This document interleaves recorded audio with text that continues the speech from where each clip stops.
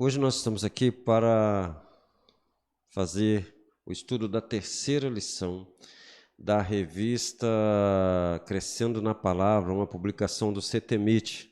Essa revista é a número 65, fala sobre a Igreja Nascente, estudos em Atos dos Apóstolos. A leitura congregacional, a leitura bíblica está em Atos 7, 58 ao capítulo 8, versículo 8. Diz assim: expulsando-o da cidade, o apedrejavam, e as testemunhas depuseram as suas vestes aos pés de um jovem chamado Saulo. E apedrejaram a Estevão, que em invocação dizia: Senhor Jesus, recebe o meu espírito. E, pondo-se de joelhos, clamou com grande voz: Senhor, não lhes impute este pecado. E, tendo dito isto, adormeceu. E também Saulo consentiu na morte dele, e fez-se naquele dia uma grande perseguição contra a igreja que estava em Jerusalém, e todos foram dispersos pelas terras da Judéia e de Samaria, exceto os apóstolos. E uns varões piedosos foram enterrar Estevão e fizeram sobre ele grande pranto. E Saulo assolava a igreja, entrando pelas casas e, arrastando homens e mulheres, os encerrava na prisão. Mas os que andavam dispersos iam por toda parte anunciando a palavra. E descendo Filipe à cidade de Samaria, lhes pregava a Cristo. E as multidões unanimemente prestavam atenção ao que Filipe dizia, porque ouviam e viam os sinais que ele fazia, pois que os espíritos imundos saíam de muitos que os tinham, clamando em alta voz, e muitos paralíticos e coxos eram curados. E havia grande alegria naquela cidade. Vamos passar para a elucidação textual, apenas um comentário rápido sobre o texto. Estevão fora separado pela igreja emergente para a servir, e Deus realiza muitos prodígios e sinais através de seu ministério, que pode ter abrangido até pessoas de fora da igreja. Foi acusado injustamente de blasfêmia diante de um tribunal religioso judaico e condenado à morte. Eles o levam para fora da cidade de Jerusalém e o apedrejam até morrer. O texto mostra como é frio o modo deles agirem. Eles tiram suas vestes superiores, as capas, para facilitar seus movimentos, e uma pessoa toma conta delas. É a primeira vez que o nome de Saulo é citado, e é ele quem toma conta das vestes dos algozes. As últimas palavras de Estevão são de certeza na vida eterna e de perdão aos seus malfeitores. Foi pranteado e sepultado por anônimos piedosos. Saulo é apresentado como um contumaz perseguidor da igreja em Jerusalém, e houve dispersão dos crentes em Jesus pela Judéia e Samaria, e isto impulsionou a pregação do evangelho de Jesus nesses lugares também. Um dos dispersos, Filipe, que fazia parte do grupo dos 7 separados para servir a igreja de Jerusalém, destaca-se por pregar em Samaria.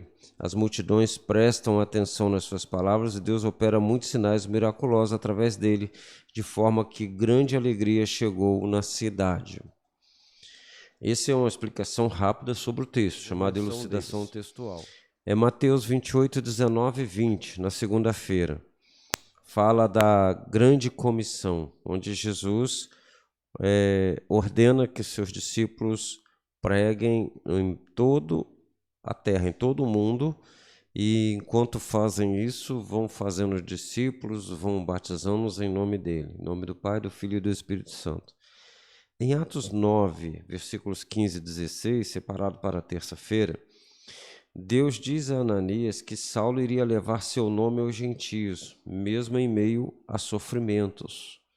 Então, após a conversão de Saulo, ele estava cego, e Deus chama um servo das proximidades e manda ir lá orar por Saulo. E no que esse Ananias questiona, Deus fala com ele: olha, você vai lá porque esse é uma pessoa que eu escolhi para levar meu nome aos não-judeus, né? Mesmo que isso vá acontecer em meio de muitos sofrimentos. Na quarta-feira está separado Atos 11, 19 a 26, que fala sobre a fundação da igreja de Antioquia, a visita de Barnabé lá nesta igreja, sendo ele enviado pelos apóstolos que ficaram em Jerusalém, E quando ele viu a graça de Deus ali entre os irmãos, e viu como havia alegria naquele lugar, ele os deixa na cidade e vai em busca de Saulo para o ajudar naquela cidade, naquela igreja. Em Atos 17, de 1 a 15, separado para quinta-feira, vai falar sobre a pregação em Tessalônica, onde Paulo vai pregar. Acontecem muitas conversões, mas também perseguição por parte de judeus invejosos. Dali Paulo então vai para Bereia. Acontecem as mesmas coisas, conversões, pessoas importantes vindo a Jesus, e novamente os que haviam perseguido ele antes vão a este lugar e fazem também um alvoroço, incitam as multidões contra os cristãos, principalmente contra o apóstolo que está pregando. Vale ressaltar aqui que em Tessalônica se diz que os que alvoroçaram o mundo chegaram ali também, no versículo 6 desse texto.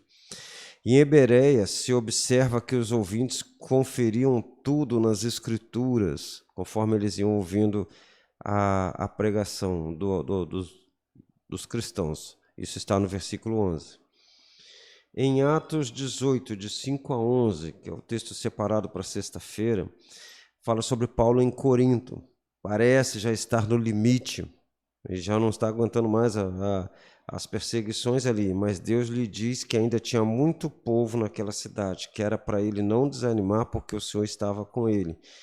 E ele permaneceu ali por 1 ano e 6 meses. Em Atos 19, do 9 a 12, separado para o sábado, o texto nos mostra que, como os da sinagoga de Éfeso endureceram-se para o evangelho, com certeza só uma grande maioria os judeus, Paulo vai para a escola de Tirano, uma escola alheia ao conhecimento dos judeus ou aos escritos do Velho Testamento, e prega ali por 2 anos. E nesse texto também se afirma que todos os da Ásia ouviram o evangelho, tanto judeus como gregos, os versículos 9 e 10. Digno de nota aí os milagres operados por meio de Paulo, onde se diz que até os lenços e aventais de Paulo eram levados para que fossem postos sobre os enfermos e eles eram curados. É um evangelho realmente com demonstração de espírito e de poder, como já é próprio desse apóstolo falar. Então, até aí, nós vemos a elucidação textual e a leitura semanal com a leitura bíblica congregacional. O texto-chave é a repetição de Atos 8, versículo 4, que diz: mas os que andavam dispersos iam por toda parte anunciando a palavra. A verdade teológica, uma inferência, um apanhado do que nós vemos na Bíblia, diz assim: Deus sempre quis que o ser humano povoasse toda a terra, que o revelasse a todas as gentes, e para isso trabalhou com alguns que escolheu. Você vai ver no decorrer da lição, do estudo da lição, o que isso quer dizer. Então, essa lição é dividida em uma introdução e em 3 pontos. O primeiro ponto é: o propósito de Deus é alcançar todo mundo. A tendência até da igreja é desobedecer a Deus. E Deus vai tomar providências.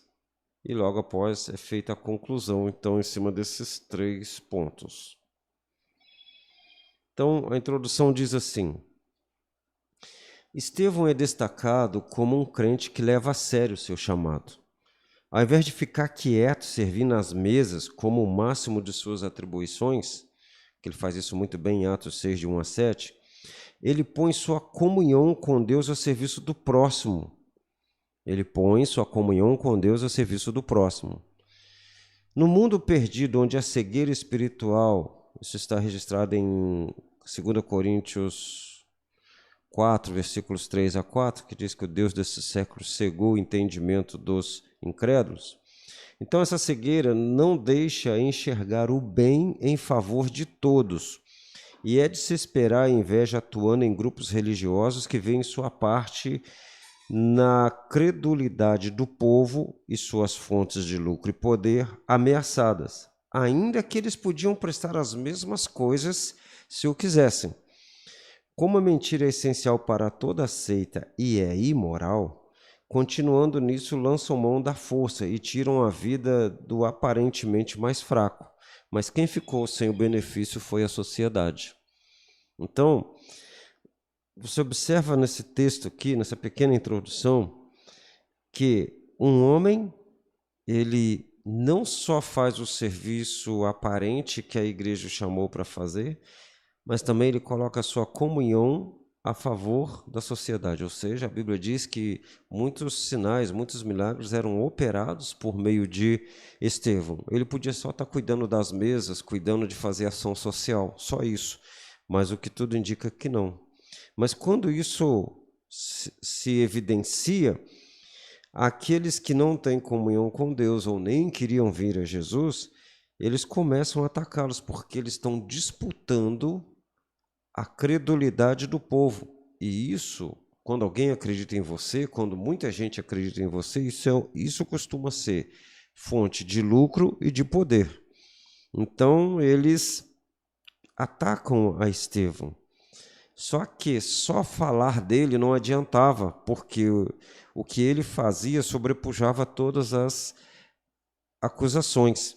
E isso é válido para os dias de hoje, porque todo sistema opressor que não dá liberdade de você fazer a sua escolha pessoal, ele vai fazer isso aí.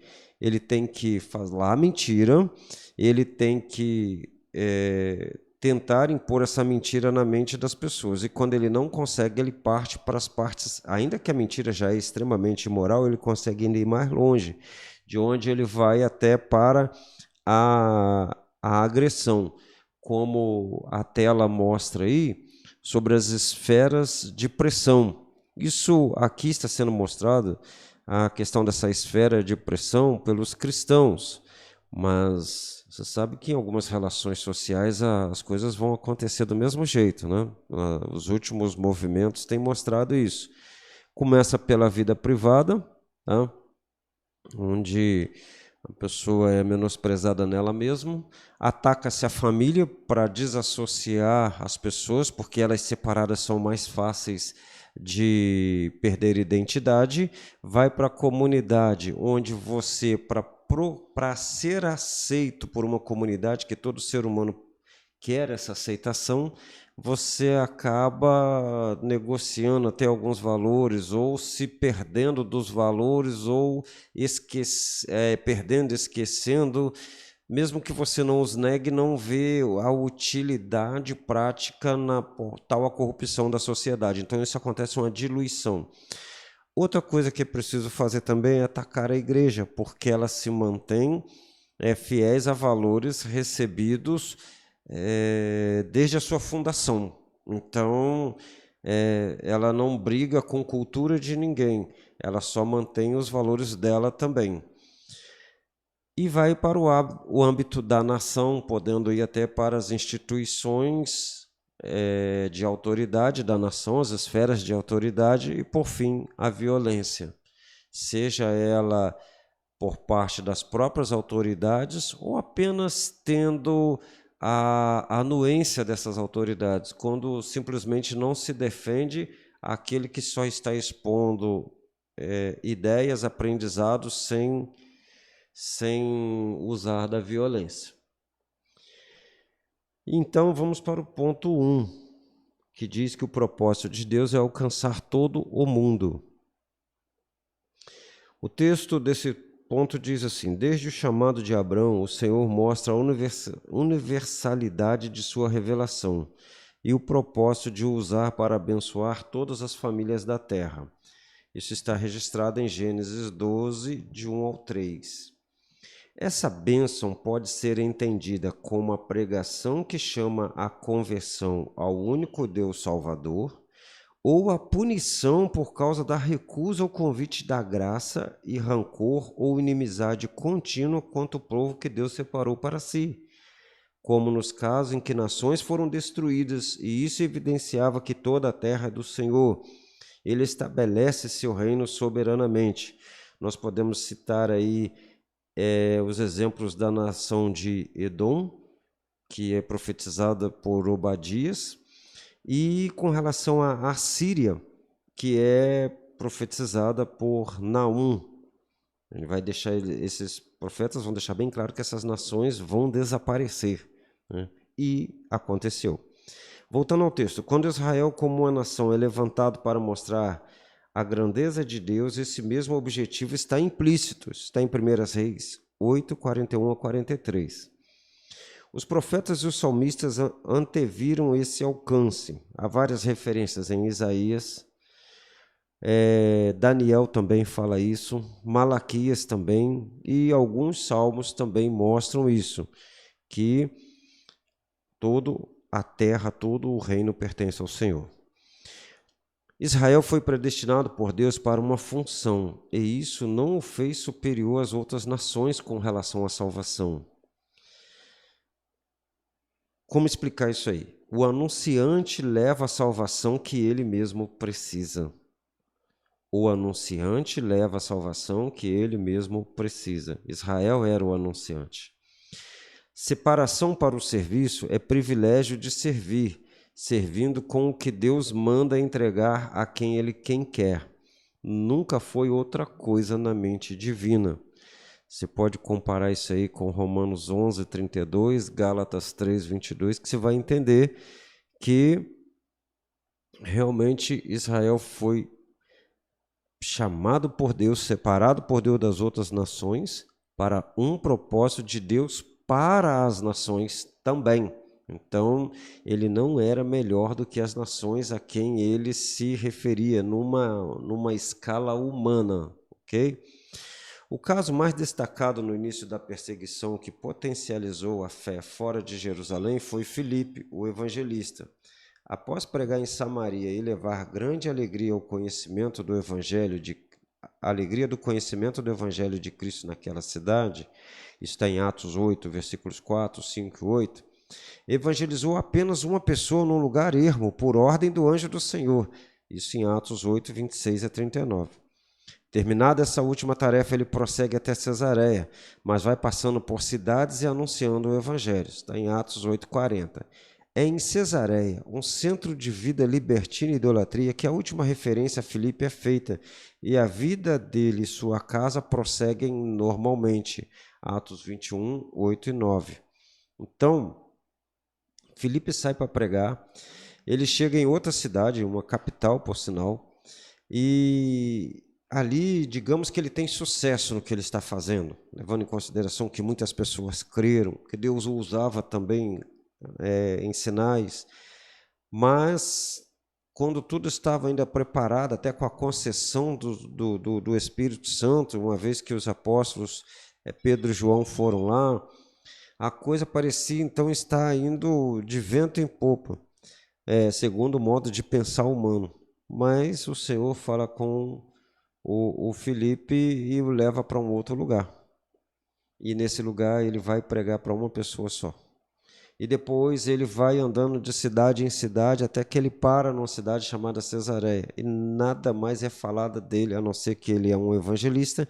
E numa passagem do apóstolo Paulo por sua casa, com mais alguns, a Bíblia só diz que ele tinha 4 filhas que profetizavam. Então ele e sua casa serviam ao Senhor, o que tudo indica. E nada mais, não fala que ele está numa viagem missionária de cidade em cidade. Tudo dá a entender que a Bíblia só refere ao trabalho que Deus faz por meio de Filipe até a sua estada em Cesareia. Se ele ficou aí para sempre, a Bíblia não fala. Mas esse homem parece ter entendido a vontade de Deus de que ele foi enviado para pregar a todas as nações. Esse foi o ponto 1. O ponto 2. A tendência é desobedecer a Deus. E pelo texto aqui você vai entender por que foi dado esse título para esse ponto. O ser humano parece não estar disposto a fazer algo simplesmente por ser Deus quem ordena. Deus falou e não quer fazer. Ele quer que seja satisfeita todas as suas curiosidades ou feitas outras tentativas para depois ele ver que tem que fazer aquilo mesmo. Enfim, tire suas conclusões. O Senhor ordenou que toda a terra fosse ocupada após o dilúvio. Isso está registrado em Gênesis 9:1. Mas os seres humanos intentaram se concentrar num lugar e juntar suas forças para fazer frente ao que Deus ordenara. Gênesis 11, de 1 a 4. E na correção divina temos o episódio da Torre de Babel, está em Gênesis 11, 5 a 9. Ao exigir que a terra inteira fosse povoada, Deus sabia que línguas, culturas e religiões surgiriam. Isso tudo são frutos de corações decaídos que são impelidos à força para onde Ele quer, onde Deus quer. Deus quer povoar toda a terra. E Provérbios 21:1 diz que Ele inclina o coração de qualquer um para onde Ele quer. E, por sua misericórdia, preparou Deus o remédio para que fossem sarados, reconduzidos. Nós sabemos que esse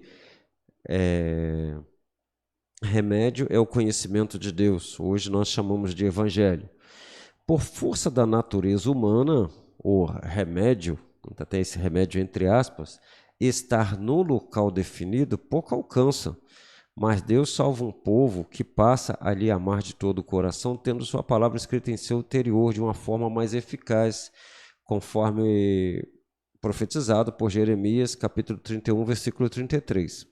A partir dessa fórmula, podemos compreender os motivos da nova ação divina. A igreja atualmente recebe muitas críticas como se estivesse aquartelada nos seus edifícios e ela não fosse apropriada para que outros se acheguem a Deus. Estruturas humanas e edificações não são o problema. Aliás, deveriam ser partes da solução, uma vez que isso tudo é necessário para o ajuntamento de forças para a execução da tarefa da evangelização mundial. Ótimos modelos a serem seguidos são o da igreja de Antioquia da Síria, quanto ao preparo de filhos ilustres para que sejam usados como e onde Deus quiser. Atos 13, de 1 a 4. E do apóstolo Paulo a instruir Tito sobre como organizar a igreja de Creta para o bom andamento dos trabalhos. Tito 1, 5. Quando se pensa em igreja como organismo vivo, há de se levar em conta que suas atividades serão para o exterior, evangelização, missões transculturais e por aí afora. E também para o seu interior, no caso da doutrina, do preparo, a disciplina, a oração, etc. A primeira atividade sem a segunda vai produzir filhos doentes, que só trarão problemas e podem ser como sementes transgênicas, feitas para nunca gerarem. E a segunda sem a primeira é egoísmo e vai trazer estagnação, além de contendas entre os irmãos. Esse foi o erro da igreja até ali o tempo do apedrejamento de Estevão. A igreja ficou muito feliz de estar crescendo num lugar só. Continuando, a igreja precisa da organização visível para fazer a missão, que muitas das vezes é invisível. Mateus 16:18 diz que as portas do inferno não prevaleceriam contra a igreja. Mas isso é invisível, mas como isso deve ser trazido ao mundo dos homens? Através de um trabalho. Não seria essa uma ou a razão dos apóstolos terem ficado em Jerusalém e todos terem sido dispersos pela região da Judéia e Samaria? Isso é parte da estratégia divina já naqueles tempos? Veja bem, na perseguição que se faz nos dias de Estevão, não há relatos de que os apóstolos saem de Jerusalém. Alguns estudiosos vão dizer que eles vão por um tempo e voltam, mas não tem na Bíblia escrito que eles fogem como os outros fogem. Já lendo a Bíblia, você já prestou atenção nisso? Então, por que uma parte da igreja, ou a raiz da igreja ali, né, os primeiros frutos do trabalho de Jesus, que a gente sabe que o fundamento é Jesus, que esses primeiros frutos, que são os apóstolos, eles não saem de Jerusalém. E por que ninguém percebeu isso naqueles dias? A perseguição era para pegar eles primeiro, mas não fez. Isso não seria já uma estratégia de Deus? Será que o inimigo que perseguia não prestou atenção, que ele só estava esparramando os crentes da segunda, terceira geração? E não os que geraram aqueles? É algo para se discutir. Bom, a entrega, e a entrega aqui está entre aspas, deve ver na sua tela, de uma das partes, por causa das críticas que o mundo inflige à igreja, é como a amputação de uma das asas de um pássaro por achá-la menos necessária para o voo. Então tem casos que eu já ouvi falar de igrejas que não pregam, porque acham que se as pessoas quiserem, ou se elas forem chamadas por Deus, elas vão entrar nessas igrejas e vão se converter. Elas não pregam fora dela. Eu não sei por que se pensa assim. Mas, por outro lado, tem gente que diz que a gente não precisa da igreja física, a gente não precisa dos templos, a gente não precisa da organização eclesiástica. E só que essas pessoas, elas não fazem as suas próprias igrejas, as suas próprias denominações a partir do mundo perdido. Eles não vão onde as populações estão perdidas sem conhecer Jesus, eles não são missionários onde Jesus não é conhecido e levam pessoas a Jesus com esse viés deles, e ali eles fundam a sua igreja, a sua denominação, o seu modo de trabalhar e pronto. Não, eles não fazem isso. Eles trabalham em cima de fundamentos alheios, eles invadem as igrejas com essas ideias, né? Eles teorizam isso aí, você não vê o modo, isso não está direto na Bíblia, não é uma informação direta da Bíblia, né? Isso é algo que eles teorizaram, mas pelo que você pode inferir do texto bíblico, você precisa das duas coisas. O povo começa a se juntar, logo após precisa de organização. Logo após vai aparecer aqueles que Deus dá à igreja, né? Os profetas, os pastores, os mestres, os evangelistas, os operadores de milagres, vai por aí afora. Então, é necessário que tenhamos todas as coisas de uma forma equilibrada, de forma que nós possamos alcançar o mundo todo. Em hipótese alguma vale a pena desfazer de uma das partes, de nada. A igreja que foi inteligente, ela corrige os seus rumos sem jogar nada fora, porque tudo custou muito e nós não temos nada perdido. Você pode melhorar a organização sem se desfazer dela. Você pode evangelizar de fora da igreja, corrigindo alguns rumos, mas sem parar de evangelizar. Então, tudo isso tem que ser feito. Por isso que nós fizemos aí essa comparação. Se você cortar qualquer uma dessas partes e zerar elas, você estará como quem corta as asas de um pássaro, achando que ele só precisa de uma. E isso vai dar problema. Vamos para o ponto 3. Deus toma providências. Com toda certeza, Deus vai fazer valer sua palavra, pois vela sobre ela para fazer ser cumprida. Isso está em Jeremias 1, versículo 12 e Ezequiel 12, versículo 25. Ele vai enviar os seus em cumprimento dos seus propósitos de salvação para toda a humanidade. No caso da igreja em Jerusalém, depreende-se que a perseguição tinha o objetivo de fazer o evangelho ser pregado de forma mais rápida em todo o mundo. E para isso, não bastava que somente os peregrinos que voltassem para suas cidades, após o derramamento do Espírito Santo em Jerusalém, pregassem aos seus patrícios. Uma nova estratégia foi posta em prática.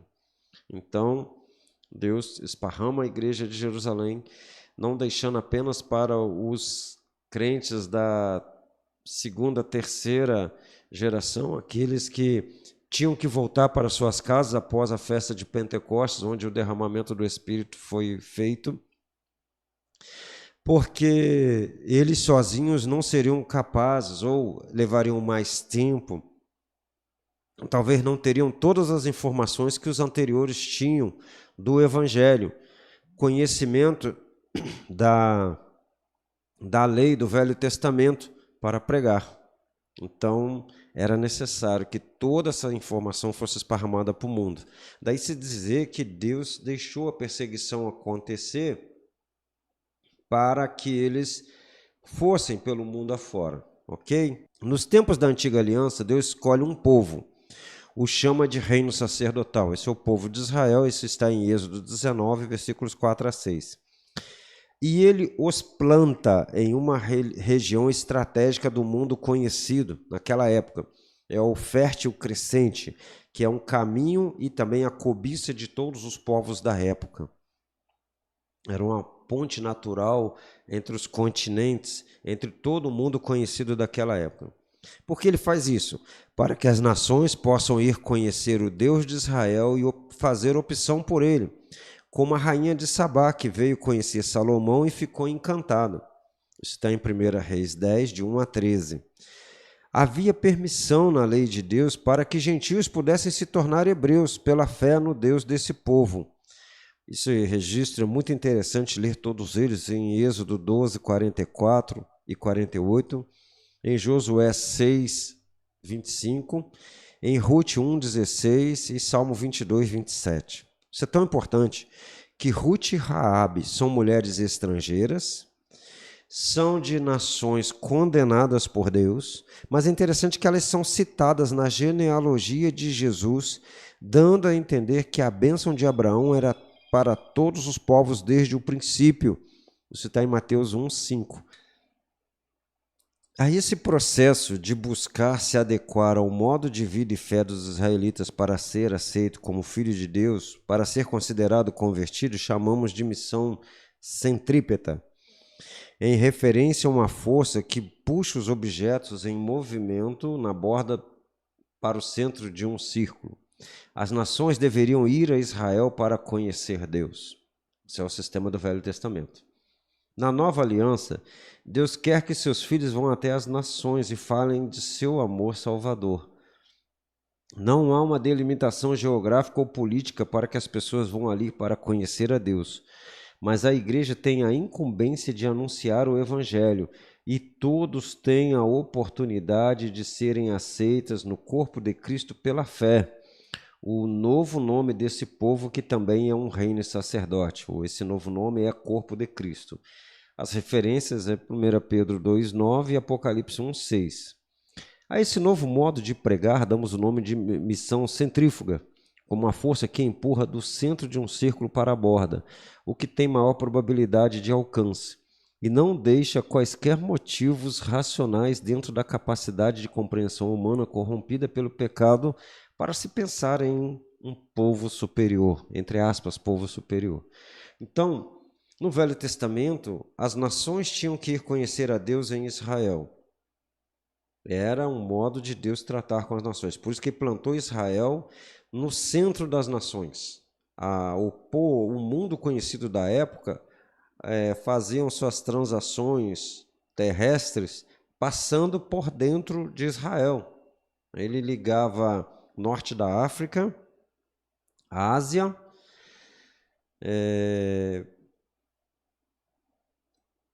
o Oriente e podemos chegar até a Europa pelo estreito, por uma navegação pequena. Era uma população que se desenvolveu em torno do mar Mediterrâneo. Então, Israel era o ponto, até exércitos passavam por ali, por isso chamada Galileia dos Gentios, a região da Galileia. Os exércitos passavam por ali para ir guerrear. Tá? Então, Deus colocou Israel ali, além de tudo a terra era fértil. Então, os povos queriam aquela terra, os povos peregrinavam naquela terra, e ali eles poderiam ser evangelizados no tempo do Velho Testamento. E é interessante que pessoas se convertiam e eram aceitas. As conversões bonitas de Rute e de Raabe são tão legítimas diante de Deus que ele, que conhece os corações, colocou essas mulheres na genealogia do Messias. Não há de que se duvidar dessas conversões. Agora, a igreja, ela é dada às nações de uma forma diferente. Ao invés das nações virem para a igreja num ponto geográfico mundial único. Não, a igreja ela é esparramada pelo mundo afora. Então não vale, por isso que eu sou enfático em dizer, por que eu critico a igreja enquanto um prédio? Ela não é o único prédio do mundo, toda igreja já é um ponto avançado, já é um posto avançado. Toda igreja, ela foi plantada dentro de uma cidade, dentro de uma cultura, dentro de um povo, para servir aquele povo. E a igreja que vai adquirindo um tamanho, ela normalmente começa a enviar seus filhos para servirem mais longe, para servirem em nações onde ainda não é conhecido o nome de Jesus ou é pouco conhecido. Então, as críticas, elas são falácias que fazem perder coisas que um dia dificilmente serão recuperadas.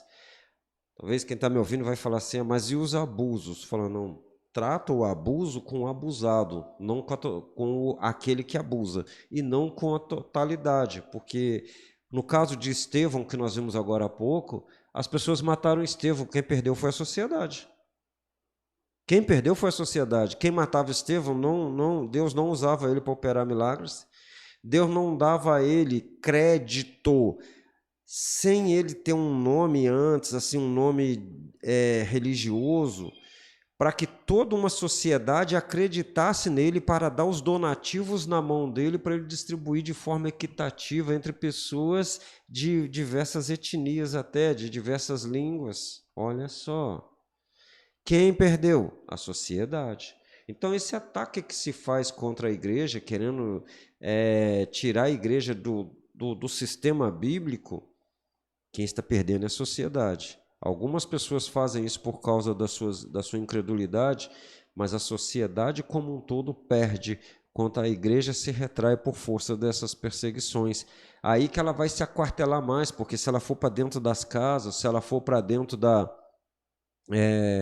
de lugares fechados por medo da perseguição ou para se proteger da perseguição, ela não está com medo com relação à fé, mas vai haver a proteção física, aí que a sociedade vai se corromper ainda mais, aí que aqueles que a igreja ajuda vão ficar menos ajudados ainda. Mas se há algo que corrigir, pontual, que se corrija pontualmente, e não se ataque o todo por causa do erro de alguém. Então, isso vai ser bem até colocado aqui na conclusão. Vamos para ela.